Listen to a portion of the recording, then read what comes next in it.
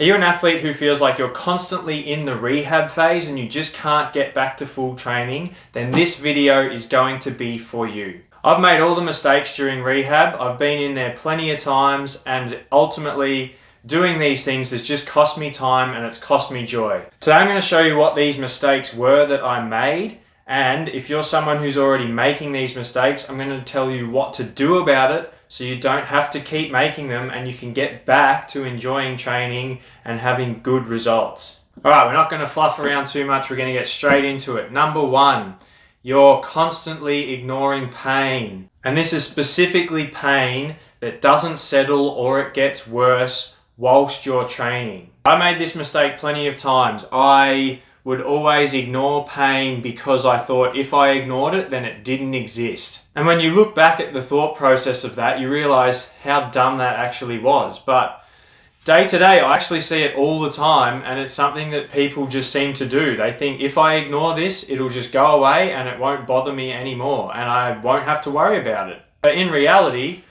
it's something that actually doesn't work. It's something that will continue to bother you. It's something that will probably get worse if you keep ignoring it. And it's something that will just take the joy out of training because you're pushing through pain constantly and it's going to wear you down. So instead of ignoring pain, you need to accept that it's there and you need to modify your training appropriately towards that more rehab side of things where we're just taking back that volume and intensity a little bit, or we're changing the movement. But all it comes back to is just trying to modify things so you can keep training hard, still get some results, and then when things are starting to settle and feel better, we can ease our way back in to the thing that is bothering us. Ignoring pain doesn't work, so just don't do it. Alright, number two.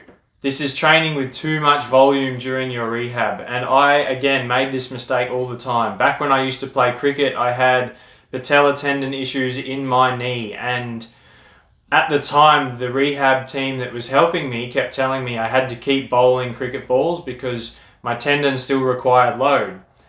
However, at that time, they didn't tell me that I needed to pull my volume back a little bit and give my tendon the chance to settle down and potentially work on other avenues to improve my game other than just bowling cricket balls. Because the way I went about it, with just same training loads, same training intensities, it didn't settle down and it hung around for way longer than it should have if it had been managed correctly. The next thing off the back of number two. Number three, not training with enough volume. So when I was a youngster, I broke my left arm in a rugby league tackle, and essentially what happened is I fell backwards, someone fell on top of me, my arm was in an awkward position, and it just broke straight through the top of that humerus. And when this happened, my base mindset was, well, I need to rest and not do a whole lot so that my arm can heal. The medical team that were around me, as well as family and friends, they all said you need to do nothing because if you're doing something, your arm's not healing. And this logic is still to this day most people's logic about injuries. No matter what it is, if you're injured, you're doing nothing so that you can recover. However, taking this approach of complete rest is silly, and ultimately the only time you need to complete rest is if you're legitimately bedridden for a medical reason. If we take my broken arm example here, then what I should have been doing is looking at, okay, I have 2 good legs that I can still use, I have 1 good arm that I can still use, and my trunk is completely fine, so there's still a big chunk of my body that can work and exercise and potentially get fitter or stop me deconditioning too much. And ultimately, while I did take that rest path, and yes, my bone healed, I probably could have had a better outcome if I kept training to some extent, because all I got was kind of fat and I got really deconditioned at the same time. And there are also other examples of this. We'll have people come in and want to do some rehab, they need to do some exercises, so we lay out a bit of a plan and they say, how many times can I do this per day or per week, whatever. Some of these people, I'll tell them, you could do this 5, 6, 7, 8, 10 times a day if you wanted to, because sometimes when you're dealing with certain injuries, the intensity you're actually able to put into that exercise is very minimal. So If you're doing an exercise, for example, and let's say like you have hip pain and you can't tolerate anything more than a glute bridge. So let's say you're doing glute bridges and you can do 10 glute bridges.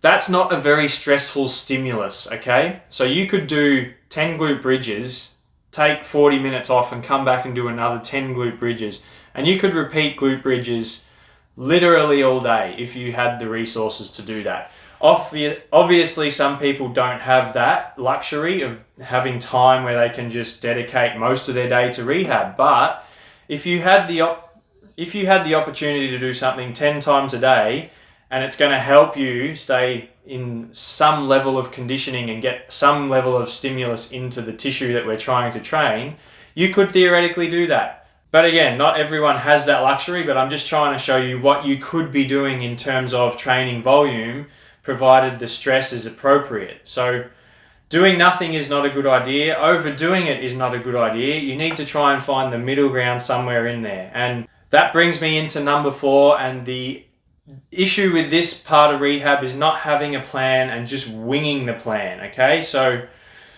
I did this when I had ITB pain, so that iliotibial band down my left leg. I got it from doing too much training volume in the gym coupled with too much running volume. I knew ultimately what the problem was that caused this. It was just too much training volume in total from both the strength side of things and the running side of things. I had to just try and pick one goal and put the other one on maintenance and work through that. But at the time when my ITB was sore, I kind of just pulled everything back, and then so I carried on running, carried on lifting weights. As that pain settled down, I was like, great, started bumping everything back up again. And then the ITB pain comes back again. But we didn't have this real objective view of what was going on. It was kind of more like, well, I did this much last week, I did this much the week before. How much am I doing now? Well, my ITB's sore, it must be about here that I can tolerate. So, well, yes, that can work in some cases. You need to have this objective idea and plan and how you're going to go about progressing that and what you're going to do if something does flare up again, because it's going to be inevitable that something will flare up again during your rehab. And you need to take the appropriate action when that happens, and you need to be prepared for it. Keep a log, keep a diary, follow it, and write down how you're responding to those things, and don't just wing the process, because it probably isn't going to work. Mistake number 5. This was me believing that I was injury prone. I had this belief that all of my issues were mostly just my genetic makeup. I thought I was injury prone. I thought I had no resilience. I didn't believe that my body was strong and capable. I thought that any level of training volume and intensity that I pushed was just going to break me. And because I believed that, often it was the case. Something would flare up as soon as I tried to push something a little bit hard. And ultimately, it led to me having almost no confidence that I could do stuff. Now, the reality is, in this case for me, it was more that I was just training with too much volume. I wasn't divvying up my training volume towards specific stresses that we were trying to push hard and others that we were just trying to pull back to maintenance. I was just trying to go hard at everything. And because I was taking that approach, I was always suffering from some kind of little injury, irritation, niggle type issue, or something big would come about because my training fatigue was so high and my ability to recover from that level of volume and offset that fatigue was so down here because of the volume.